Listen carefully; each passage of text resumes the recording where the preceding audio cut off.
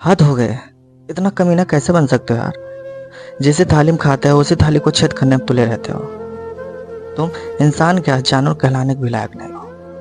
तुमसे अच्छा तो कुत्ता है जो वफादार है, खाता एक ही रोटी है लेकिन वफादार है। क्या बनते जा रहे हो यार? एक इंसान से हैवान बनते जा रहे हो। गुस्से से पूरी दुनिया को देखते हो जैसे कि अभी तुम भस्म कर देते हो। गुस्से में अपनों को भूल जाते हो, चाहे तुम्हारे घर वाले हो चाहे जो हो। उनके फीलिंग, उसके जज्बात, उनके आत्मसम्मान को पैर तले रौंद देते हो। बस इसलिए तुम्हें गुस्सा आ जाता है और नाराज़गी आ जाती है उसके लिए, चाहे तुम्हारे माँ हो चाहे बाप हो चाहे जो भी सदस्य हो, गुस्सा उतार देते हो। इस हद तक कि उनके जीवन की भी बारे में सोचते हो। हाँ दोस्तों, एक ऐसी ही रियल कहानी मैं आपको बताऊंगा जो कि आप सुनते ही आपका दिल दहल जाएगा। स्टार्ट। बाप था, वो भी किसी का बेटा था। बचपन में बहुत नेक, बहुत अच्छा था और किसी से लड़ाई झगड़ा नहीं करता था और उसका व्यवहार बहुत अच्छा खासा। धीरे धीरे वो बड़ा होता है, अपने लाइफ का डिसीजन लेता है, पढ़ाई करता है, समझदारी लेता है और अपना फ्यूचर प्लान बनाता है, हमें ये करना है, हमें वो करना है। एक दिन उसके पिताश्री उससे बोलते हैं, बेटा अब तुम काबिल बन चुके हो, क्या कहता है तुम्हारी शादी होनी चाहिए। तो बोलता है, पिताजी अभी रुकी रहिए, कुछ और साल बाद हम कर लेंगे, बताएंगे आपको। तो उसके पिताजी ठीक कहते हैं, इसलिए क्योंकि उनका बच्चा समझदार था, भरोसा कर सकते थे इसीलिए। तो धीरे धीरे कुछ सालों में अपने पैरों पर खड़ा हो गया। कुछ सालों में उसकी शादी हो जाती है और उसकी जो वाइफ आती है ना, वो भी बहुत समझदार थे, बहुत, यह कह सकते हैं इंटेलिजेंट थे, बहुत दया थे, बहुत हमदर्दी थी, सही थे, जो एक इंसान के अंदर होनी चाहिए। वो सब चीज़ें उनके अंदर थे। फिर एक दिन ओवर टाइम काम करता है आदमी और आता है रात में, तो बोलता है अपने पत्नी से, यार मैं आज थक गया हूँ यार, आज मैं खाना नहीं खाऊंगा, ऐसे ही सो जाऊंगा, क्योंकि उसे नींद भी लगी थी। वो बोलता है, इतना काम क्यों करते हैं आप? तो बोलता है कि अगर इतना काम नहीं करूँगा यार तो भविष्य में फैमिली बढ़ेगी, उनका भी देखभाल तो करना है, ताकि बच्चे अगर कुछ भी बोले ये ना हो कि सोचना पड़े, बेटा आज नहीं एक हफ्ते बाद तुम्हें दिलाऊंगा, बल्कि आज बोले तो आज ही चाहिए उन्हें, ऐसा था। धीरे धीरे कुछ सालों में एक बच्चा होता है। उस बच्चे के आंखों में आंसू ना पाए, उसकी ज़रूरत बिन मांगे पूरा कर देते थे, चाहे वो गिफ्ट हो, चाहे खिलौना हो, चाहे वो खाना हो या चॉकलेट हो या कुछ भी हो, बिन मांगे पूरा डिमांड पूरा कर देते थे कि बच्चे की आंखों में आंसू ना पाए। जैसे नॉर्मल लोग रोते हैं ना, या मुझे चॉकलेट चाहिए, और प्रेजेंट टाइम में रहता नहीं था, और वो बंदा हमेशा सब कुछ पहले से ऑलरेडी रख देता था, बस इसलिए मेरा बच्चा जब चाहे तब खा ले, बस इसीलिए। फिर ऐसे ऐसे करके बच्चा बड़ा होता है, 10 साल का होता है। उसकी अब जैसे जैसे बड़ा हुआ उसकी ज़रूरत भी बड़ी हो गई, तो पिता को और ज़्यादा मेहनत करना पड़ा। वो डेली नाइट में आता था, थका हारा, भूखा प्यासा और नींद से हारा हुआ। वो घर जैसे जाता है, रात में बस खाता है और तुरंत सो जाता है। सही से देखा जाए तो वो खाना भी नहीं खाता था, क्योंकि थका हुआ था और नींद आ रही थी। नींद में जानते हो कोई तो खाना ही नहीं खाता, तब पर भी वो थोड़ा खाना खा लेता था। ऐसे ऐसे चलता रहा, तब वो ग्रेजुएट में गया, इंटर पास के ग्रेजुएट हुआ। और मतलब उसके पिताजी ने फिर उसके बाद पूछा कि बेटा तुम्हें क्या बनना है? तो वो बोलता है कि पापा मुझे आगे पढ़ाई पढ़नी है, जा ताकि मेरा फ्यूचर अच्छा हो सके, मुझे एक ऐसी नौकरी लेनी है जिसमें कमाई अच्छी खासी मोटी हो। तो वो कहता, ठीक है बेटा, तो क्या करना चाहते हो? तो मतलब बताता है, तो ठीक है, बोलता है फीस कितना? तो फीस तो ज़्यादा ही था, तो वो मैनेज करके देता है।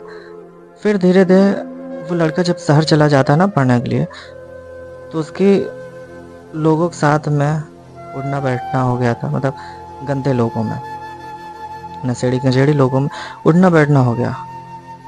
तो अब पैसे वो घर से पढ़ाई के लिए नहीं मंगाता, अब अय्याशी करने के लिए मंगाता। कभी देखो बार में पहुंचा रहता है, कहीं नाश्ता रहता है, कहीं अय्याशी करो, सिगरेट गांजा पी के उड़ाता रहता था, और दारू में ये सब चीज़ें चलती रहती थी। फिर उसके बाद कुछ सालों में वो जॉब पा लेता है, और फिर वो घर आता है, घर रहने लगता है। फिर धीरे धीरे उसके पिताजी उससे बोले, तो वही उसके पिताजी उससे बोलते हैं, बेटा अब तुम्हारी उम्र हो गई शादी करने के लिए, और तुम लाइफ सेटल कर लिए हो, क्यों ना हो तुम्हारी शादी करा दिया जाए। और लड़के के भाई साहब मुस्कान थी होठों पे, बोला क्यों ना अब कर लिया जाए। और अब बोल नहीं पा रहा था बस इसलिए, क्योंकि कैसे बोले, तो वो कर लेता है शादी, कुछ सालों में शादी कर लेता है। उसकी बीवी आती, बीवी एकदम नक्चड़ी थी, मतलब शुरुआत से ही अलग होना चाहती थी। मैं ये कह सकता है उसके अंदर घमंड कूट कूट के भरा था, मेरा आदमी सक्सेसफुल है तो मुझे सास ससुर की ज़रूरत क्या है। बस यही ख्याल उसके मन में आते थे, चलता रहता।